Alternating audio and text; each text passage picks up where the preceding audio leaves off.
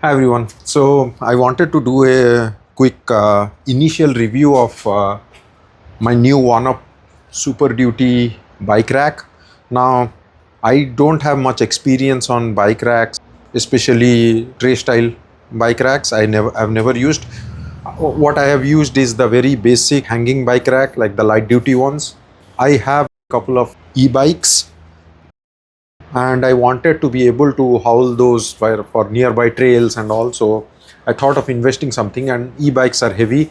So keeping that in mind, I looked at various options and came up with this Super Duty bike rack. Now I have a few concerns, not especially with the rack itself, but the overall usage and all. I will come to that, and I will want some feedback with from people with experience on the particular bike rack or the category of bike rack, and the kind of car I have. With if people have had experience using this, then with heavier e-bikes, then I would like to know. But I'll come back to my questions and my feedback on the initial impression. I keep saying initial impression because I'm yet to use this on a trail or something, or like I haven't actually taken it on my car, so that's what I mean. So that feedback probably I can give only once I really use it, but I'll give my review or feedback on the initial impression. So now I have assembled it. I didn't do the unboxing, it's as good as new right now. So this is the double bike rack, meaning like there are two things, and there is a single variant where you can, if you usually haul just one bike, probably the single one would be more convenient. In my case, it's whenever we go out, it's the entire family goes, so me and my wife, we take two e-bikes, so I thought this will be more economical for me. The pricing as of I don't remember the exact, but if you buy the single and then buy an add-on, that will be slightly more expensive than this double. I think the double cost me, taxes and all not included, 900. If you buy a single and then put an add-on, it may be like 50 or $100 around more. And also I like this color more than the black. They have a black color also. I mean, that also looks good, but the moment I saw that this is $50 less expensive than the black one, I went with this. And I have also read some feedback on that the black colored rack, there is some issue with the color fading or something over a period of time, especially if you use it outdoors for little bit longer. I don't know how much of that is true. I've never used that. I just read some blogs.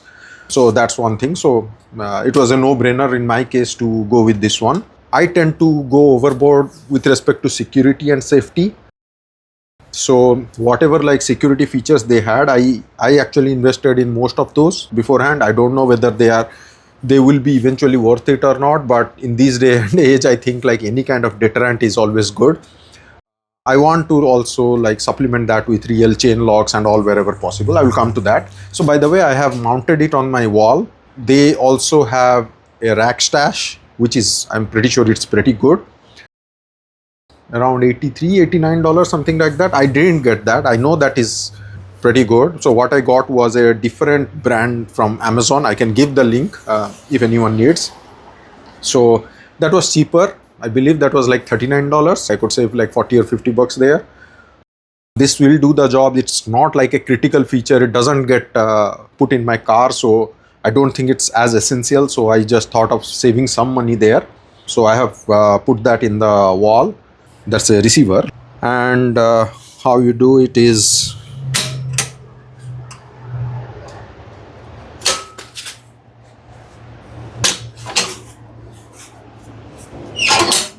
just don't want to hit my bike there. So I'll just lower my camera a little bit. So I have actually flattened this. This is how it's going to look in the car. I will assemble that. So this is a license plate holder and light bar. For me, the light bar was more essential. Adding the license plate holder was like not too expensive, so I just got that. I also got this wheel chocks just to stabilize the front wheel, add some more stability. It's quite heavy, I must say. I've tried to put it on my car and it's hard to carry this. But yeah, that's if you want it to be sturdy, you have to give something for that. It's made of aluminum, strong aluminum, so that reduces the weight. But still, this is, I think the double is like 67 pounds or something. So let me show one more thing. I will come with my some of the disadvantages or things that I thought could have been improved. I don't like the fact that you have to reach underneath and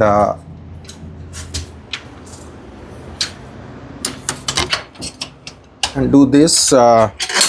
They have like a easy pull. I think that should have come as part of this whole thing.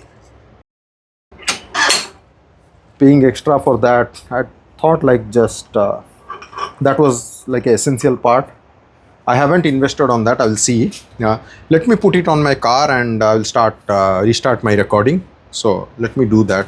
So here it is. I have put it on the receiver of my vehicle. I must say it's quite difficult. This like with everything assembled. So I would recommend, like, if you don't have confidence, then better to take the trays out and do this or take the help of another person. So I would suggest that. I haven't tightened it, so there is a lot of slop there. So they give a security wrench. Once I tighten that, it should be rock solid.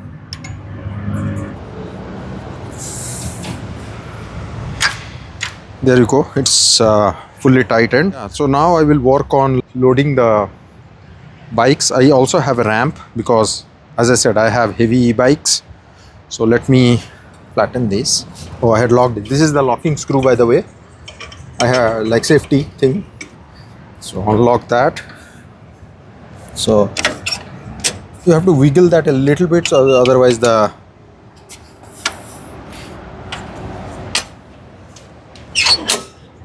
so here also you're supposed to tighten that locking thing, so that just to prevent any mishaps. The way it works is like you press this, lift it up, now it's free to go either direction. But once you push that, it's like ratcheting thing. Slide that in.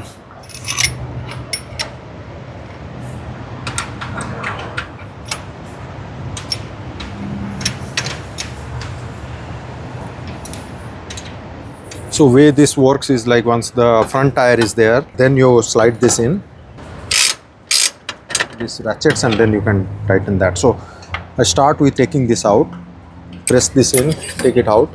Because I will be loading the bike from this side, so let me put this down so that I have space for the ramp. This side I do intend to put a cargo e-bike that has a lot of accessories. So I have to take out some of the accessories, otherwise that will interfere with the other bike. So this is a ramp that I got, and from their bargain garage actually. So as you can see, this is a very heavy cargo e-bike, so not recommended to have all the accessories there, even for weight management perspective. I'm pretty sure this exceeds 100 pounds, so I will be taking out some of the stuff, but I want to take it one at a time. So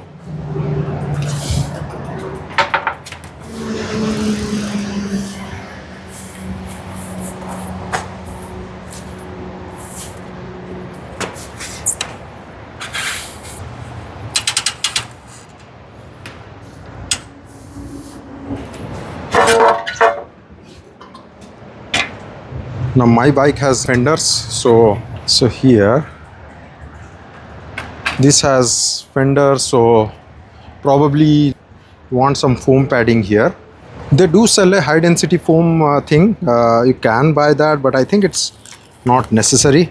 This simple foam insulation should do. So the front tire, that's a little bit wobbly, so what I will do is I'll see how much these chocks help in stabilizing.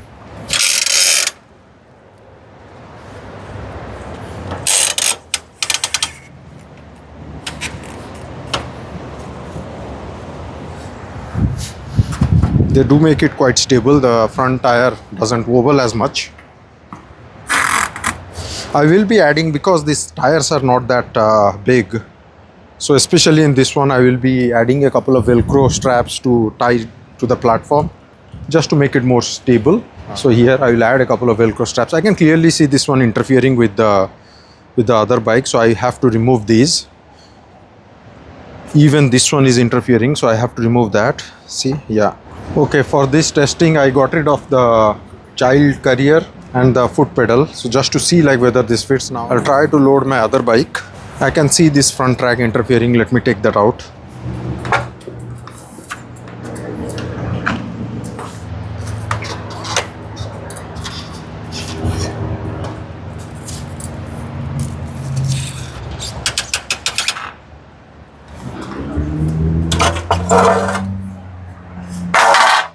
The handles and all, little bit of struggle, but I could get this in. This one, even though I have the rear fender, I actually, what I did, I just tucked this in, if it is visible, just below this one. This is still above the center line, so I think this is good enough. I'm hoping this will help stabilize that wheel.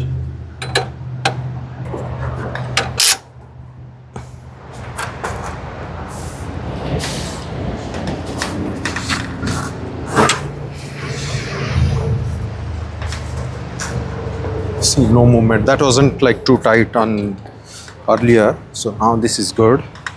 So here these two bikes fit just fine now.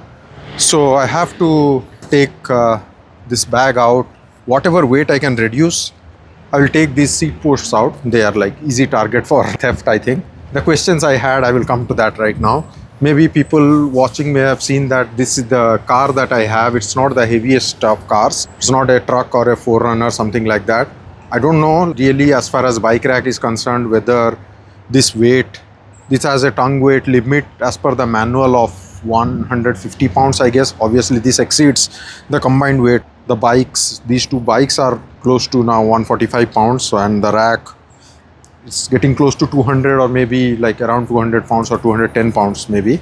I wish like it had a larger tongue weight, but also I read that the same vehicle in Australia and some countries, maybe Canada, I don't know, Japan, the tongue weight is higher, limit is higher, so it may be a US regulation thing, but that's something to keep in mind. It's a individual's responsibility. I don't have the scientific knowledge, but I believe that is more critical for towing a trailer. If you increase the tongue weight, it will impact the stability and all. You have to balance that out. So, but having said that, given a chance, I would try to remain within the tongue weight limit. The hitch receiver I have is an aftermarket Kurt receiver, so obviously that has enough limit. In my case, it's 350, so I'm staying within that. But my car, I'm slightly exceeding. So please give me some helpful feedback, like whoever has an experience with a same car or similar car. I think unless it is a RAV4 adventure or a wilderness, the special trim, they have higher tongue weight because they have like the schooling features and all to tow that more.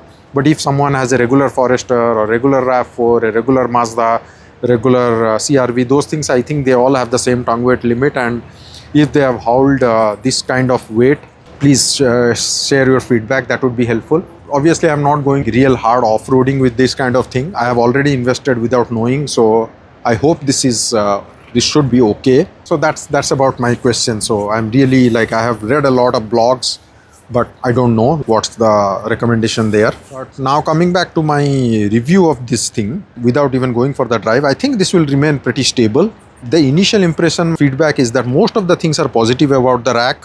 Very sturdy. It seems like feels really nice. Good that they have added this one-handed operation. I like that. The earlier version, you have to keep it pressed and then push it. Now you can just press it, take it up, and it works. There are decent security features. I have so these are like the wheel locks that goes inside these. These are deterrents for theft, and I also invested in their the receiver bolt lock. I have installed one part of it, so it basically like blocks the access to the security nut, adds a layer of deterrent. This is $89. You have to decide whether it is worth it or worth investing on an aftermarket thing. And then this is the hitch receiver lock, where you have the pin, you put this in there. Yeah. I'll probably put a U-lock in there when I'm parking. One of the drawbacks, I think, so these trays, I did not understand, even though they have the security lock thing, these bolts are not security bolts. So I guess like it's quite easy to just take out the trays using a regular wrench. So does that mean that whenever you are parking, you have to take out the trays and keep it inside? It adds convenience, but at the same time, like at least they could have added a security bolt here. I don't know why they didn't do. I'll check with them. Basically means is that if you are parking going for a hike or something, even after you lock the main frame of the bike rack to the hitch receiver through a chain lock or a U-lock, you still have to take out the trays and keep it inside the car. I'm not too confident that I will leave it there. Yeah, maybe at least put a cable lock through like each of those and lock with the frame, so that at least like someone has to cut through the lock to take out the trays. Otherwise, like just put it inside the car. Obviously, I've told about the easy pull. If I have to now lower this to take out the trunk, I can't access it here. I have to go underneath. It's going to be painful to do that. So that's something. They have a accessory, but I thought it should be part of the standard thing. And then the next thing is regarding the ramp. They provided a mechanism to store this ramp here. One thing I saw was that like if you go with the light bar, you cannot put both the light bar and this thing. It's a bummer. I think it was very simple engineering to solve, but somehow I called them, like I wasn't able to do it, and they confirmed that it will not work together. Now in my case, trying my best to reduce the weight on the rack. Even if it were possible, probably I will carry this inside my car. But someone has a truck and wants to use that feature, and if you have the light bar, you won't be able to take this here. So that's one thing. Yeah, and that's about it, I guess. Like I don't see much too many disadvantages there. That's the review. I will wind up here. That was the initial impression, and overall I am very happy with the purchase. I guess that's it.